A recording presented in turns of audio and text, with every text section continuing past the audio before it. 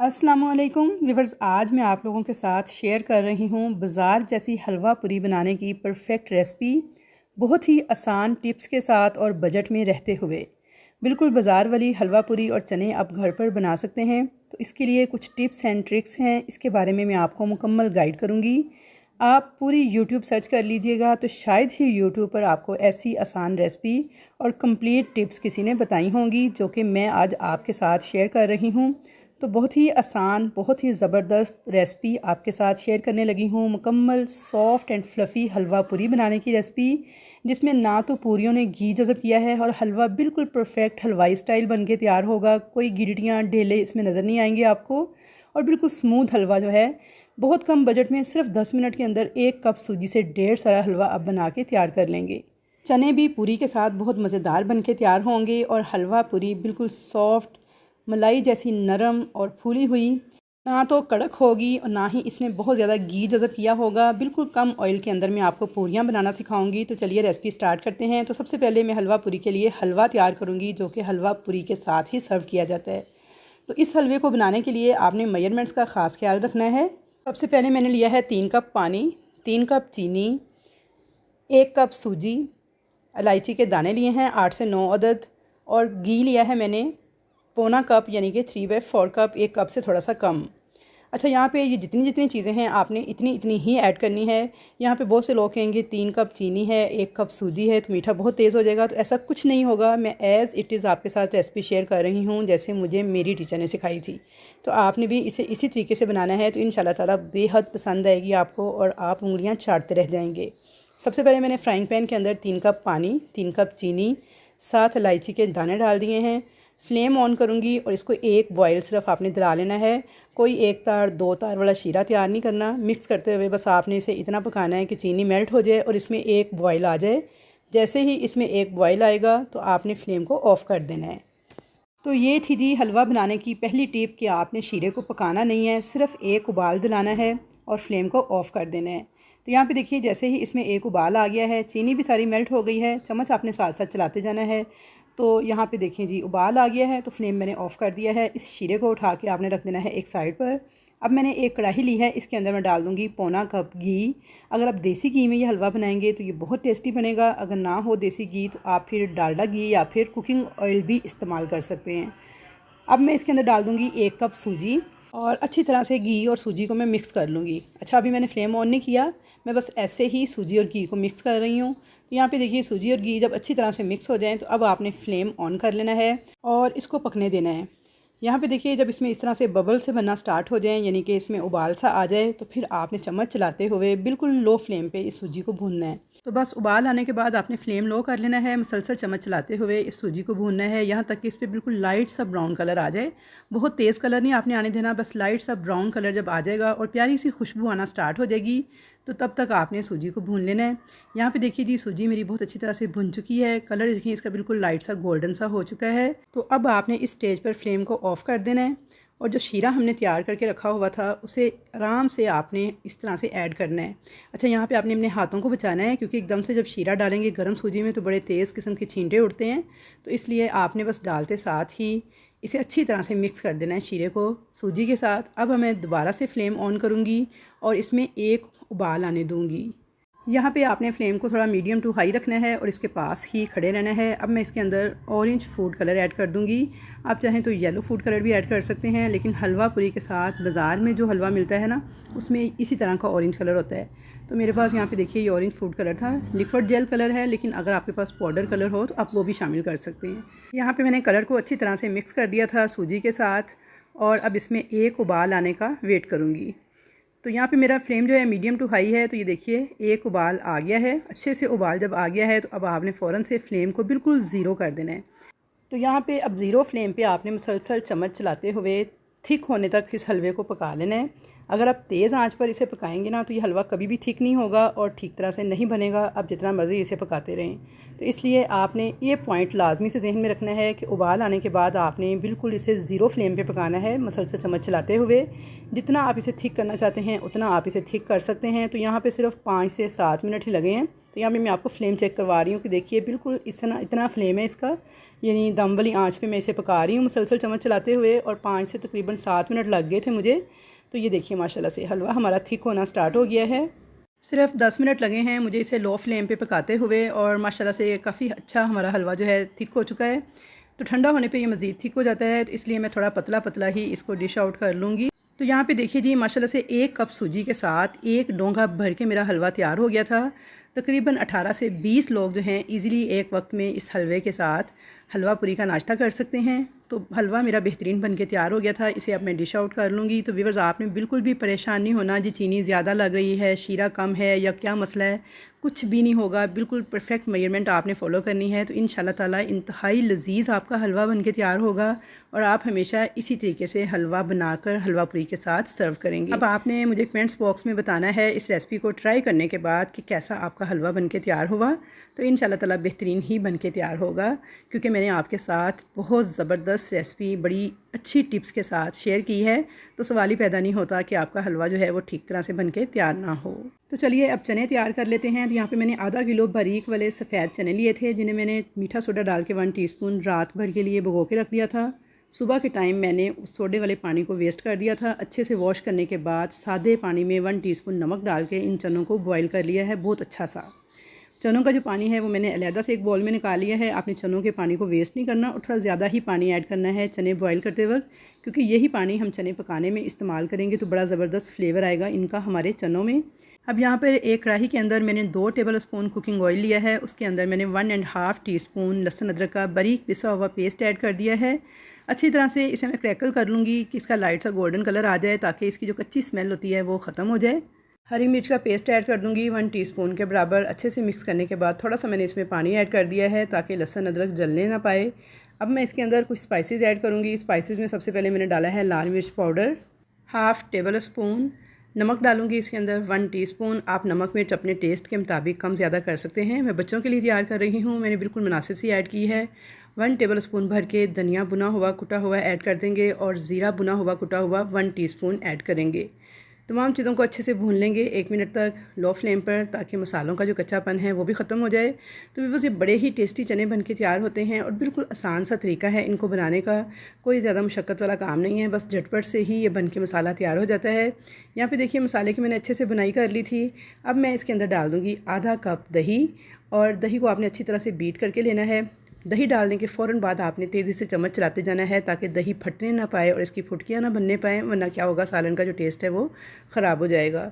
अच्छी तरह से दही को मैंने मिक्स कर लिया है, और अब मैं इतना पकाऊंगी मसाले के साथ इस दही को कि दही का सारा पानी ड्राई हो जाए और ये ऑयल जो है वो रिलीज़ कर दे। मसाला हमारा बहुत अच्छी तरह से भुन चुका है, दही का पानी खुश्क हो चुका है, और देखिए इसने ऑयल भी रिलीज़ कर दिया है। अब मैं इसके अंदर 1/2 टीस्पून के बराबर हल्दी ऐड कर दी है। हल्दी से एक तो कलर बहुत प्यारा आएगा चनों का, और दूसरा हल्दी वैसे भी सेहत के लिए बहुत अच्छी होती है, ज़रूर हर खाने में शामिल करनी चाहिए। अच्छी तरह से मिक्स करते हुए मैंने मसाले को पका लिया है, और अब मैं इसके अंदर उबले हुए चने ऐड कर दूँगी आधा किलो, जो कि मैंने बहुत अच्छी तरह से सॉफ्ट बॉयल करके रखे हुए थे। चनों को 4 से 5 मिनट तक हाई फ्लेम पे आपने इस मसाले के साथ भूनते जाना है। अगर मसाला नीचे लगता हुआ महसूस हो तो थोड़ा सा पानी का छींटा भी लगा सकते हैं, क्योंकि हमने इसके अंदर ऑयल बहुत कम यूज़ किया है। तो व्यूअर्स क्योंकि ये हलवा पूरी वाले चने हैं, तो हलवा पूरी के अंदर भी ऑयल में ही उसे फ्राई करते हैं। हलवे में भी ऑयल होता है, तो इसलिए फिर हम चनों में बहुत कम ऑयल बस बराए नाम से ही शामिल करते हैं। तो यहाँ पे देखिए जी अच्छी तरह से मिक्स कर लिया था चनों को मैंने मसाले के साथ। हाई फ्लेम पे इनको 2 से 3 मिनट तक भून लिया था। अब मैं इसके अंदर वो पानी ऐड कर दूँगी जो कि चने बॉयल करते वक्त मैंने सेपरेट किया था। तो यहाँ पे देखिए जी एक बड़ा प्याला था मेरे पास पानी का, जो कि मैंने चने बॉयल करते वक्त पानी थोड़ा ज़्यादा डाला था, और वो से मैंने सेपरेट कर लिया था बाद में। वो मैं इसमें ऐड कर दूँगी, अच्छी तरह से मिक्स कर दूँगी चनों को पानी के साथ, और अब इसमें एक उबाल आने दूँगी हाई फ्लेम पर। तो यहाँ पे देखिए जी अच्छा सा उबाल आ गया था चनों में। अब मैं इसे कवर कर दूँगी, फ्लेम बिल्कुल लो कर दूँगी, और 10 से 12 मिनट तक बिल्कुल लो फ्लेम पे चनों को पकने के लिए छोड़ दूँगी।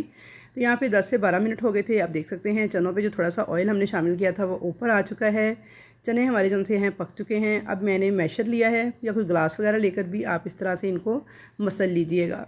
बस थोड़े थोड़े से चने जो है ना उन्हें हम मसल देंगे, ताकि ये गाढ़े हो जाएं और अच्छे से लुक देने लगें, बिल्कुल ऐसे जैसे हलवा पूरी के साथ चने होते हैं। तो यहाँ पे देखिए मैंने किनारे किनारे से थोड़े थोड़े चने जो है ना इस तरह से मैशर के साथ जो है ना मसल लिए थे।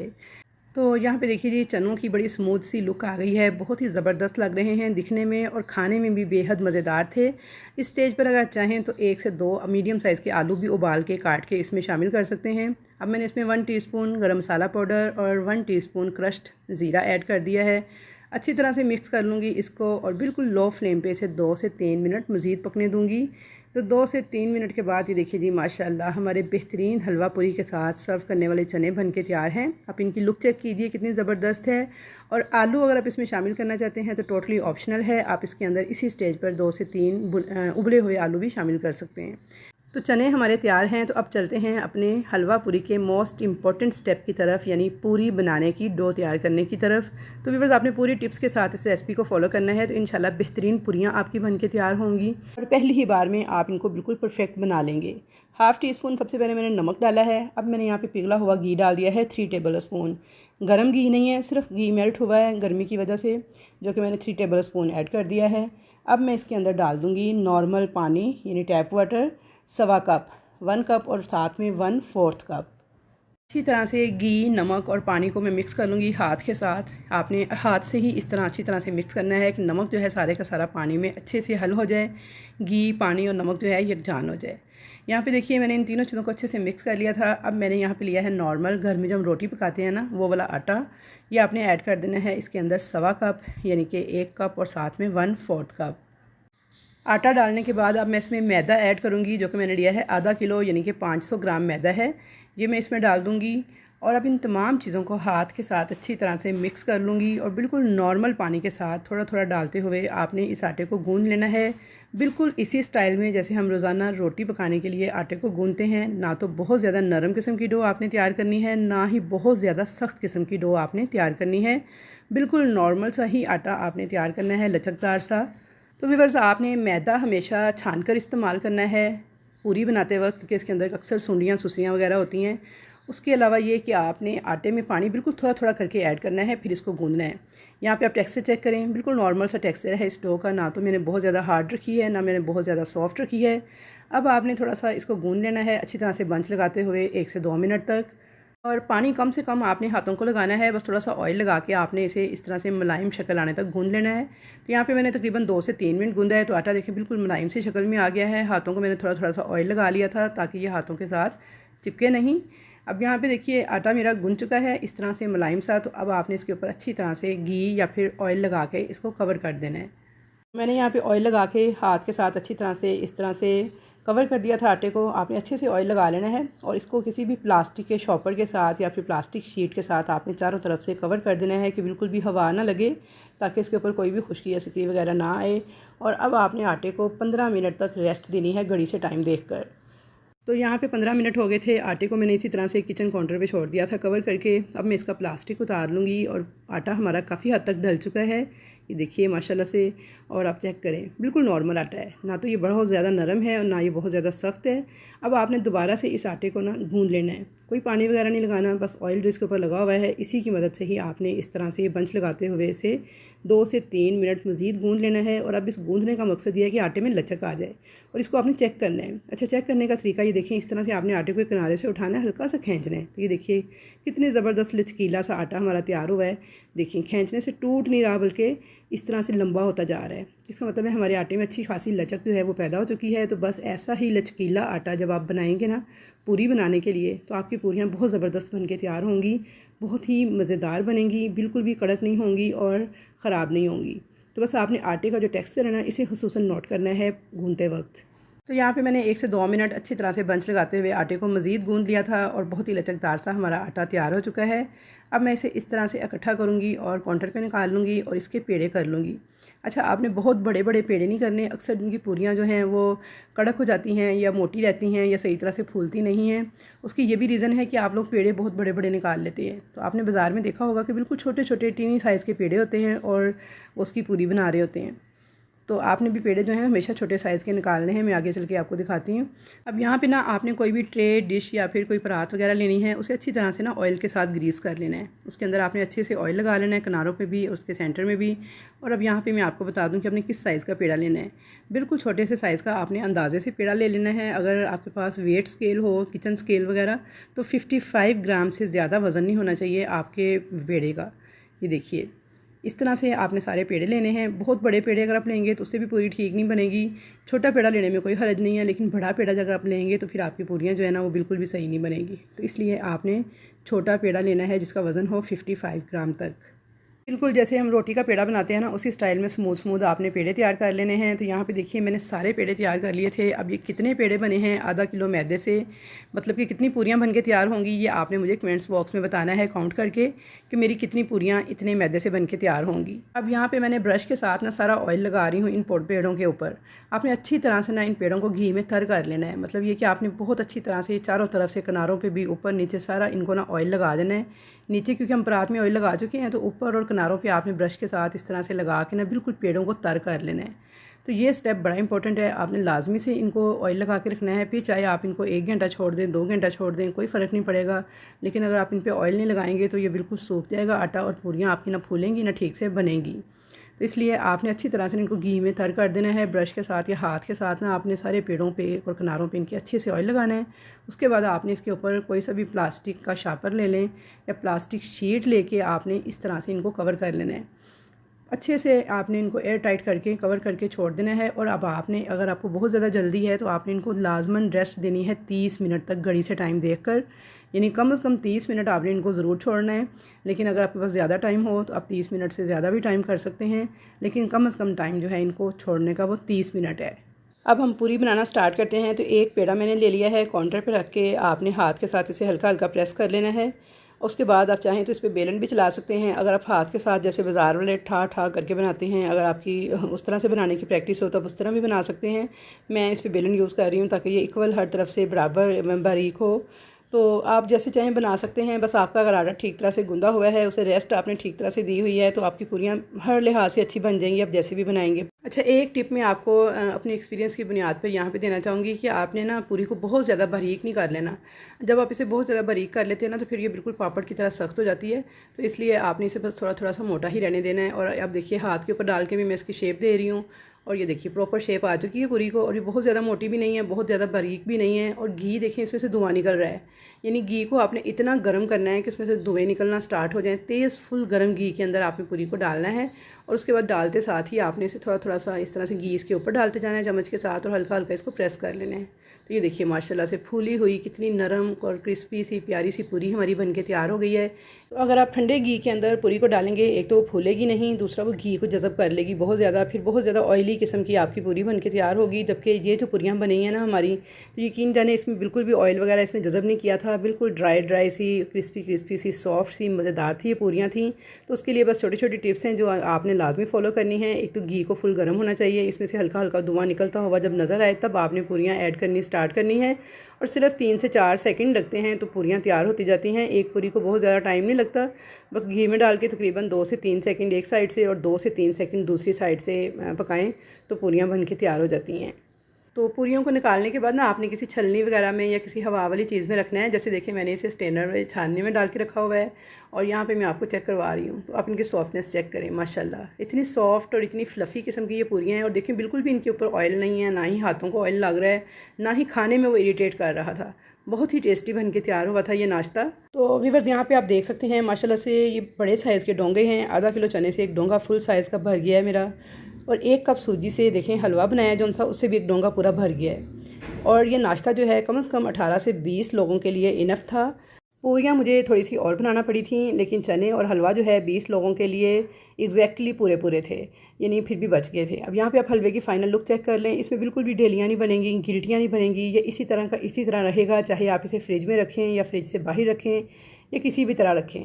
तो यहाँ पे मैं आपको अब एक पूरी तोड़ के दिखाती हूँ। देखिए माशाल्लाह से फूली हुई कितनी ज़बरदस्त हमारी सॉफ्ट और फ्लफ़ी सी पूरी है। और देखिए बिल्कुल भी चिकनाई या घी वगैरह इसके ऊपर नहीं है, ना हाथों को लग रहा है, और ड्राई ड्राई सी ये पूरी है। ये देखिए बिल्कुल सॉफ्ट फ्लफ़ी और माशाल्लाह से बेहद मज़ेदार थी खाने में। तो और यहाँ पे ये देखिए माशाल्लाह से कितनी सॉफ्ट, कितनी फ़्लफ़ी, मज़ेदार फूली हुई पूरियाँ हैं और हलवे और चने के साथ बेहद मज़ेदार लग रही थी।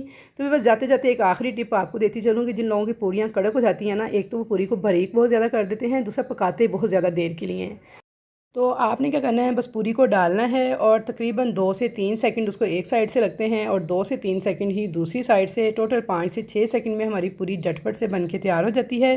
तो बस आपने फटाफट ही इनको निकाल लेना है। ज़्यादा अगर फ्राई करेंगे तो फिर उससे भी कड़क हो जाती हैं पूरियाँ। आई होप व्यूअर्स कि मैंने छोटे छोटे सारे पॉइंट्स आपके साथ क्लियर कर दिए हैं। फिर भी अगर किसी बात की समझ ना आई हो तो कमेंट सेक्शन में आप पूछ सकते हैं। इंशाल्लाह ताला मैं आपको वहाँ पे भी गाइड करती रहूँगी। तो आई होप कि आज की रेसिपी आपको बहुत ज़्यादा पसंद आएगी। रेसिपी अगर पसंद आए तो प्लीज़ वीडियो को लाइक शेयर कर दें। चैनल पर नए हैं तो सब्सक्राइब कर दें और एक अच्छा सा कमेंट कर दें। तो इंशाल्लाह ताला मुलाकात होगी ऐसे ही मज़े मज़े की रेसिपीज़ के साथ। अल्लाह हाफिज़।